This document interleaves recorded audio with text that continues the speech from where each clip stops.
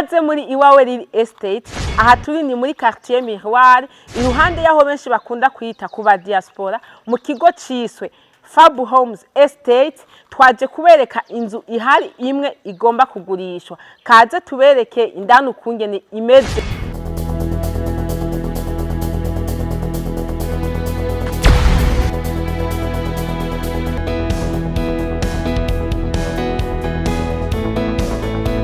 Uko twari twabibabwiye, iyi ni ya nyubako igomba kugurishwa.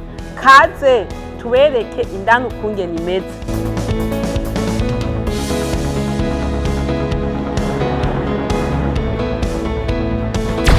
Muri head shows hariyo parking. Iyi ni salon ntoya. Iki ni cumba n'ubwogero bwacu.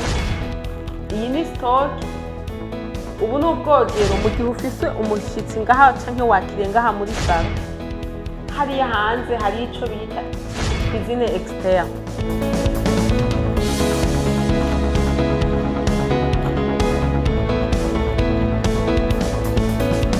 Aha ni muri R+1 canke etage ya mbere. Turafiseyo salon, turafiseyo cuisine, turafiseyo douche canke toilette. Akabirya kaho hafise escalier zibiri. Urashobora kwinjira uciye hano hanze canke ukinjira uciye harya indani. Turafiseho kandi na barza. Iyo uri ngaha urabona ukungene uba wibereye ahantu heza.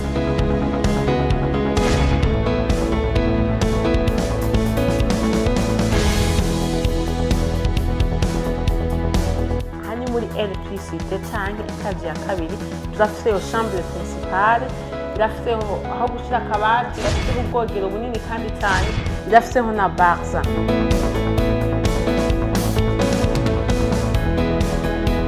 Ibi ni ivyumba bibiri kandi bisangiye ubwogero.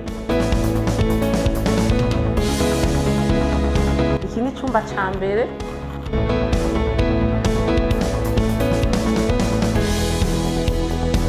Iki ni icumba ca kabiri. Ubu ni ubwogero bwaho.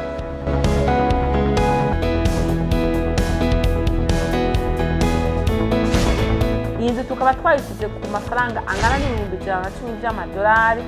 Uyikeneye cyangwa ugomba gutembera ukaraba ukungene imeze, woduhamagara kuri izi nimero ziri hasi muri screen tukagushikana ukirabira ukungene imeze.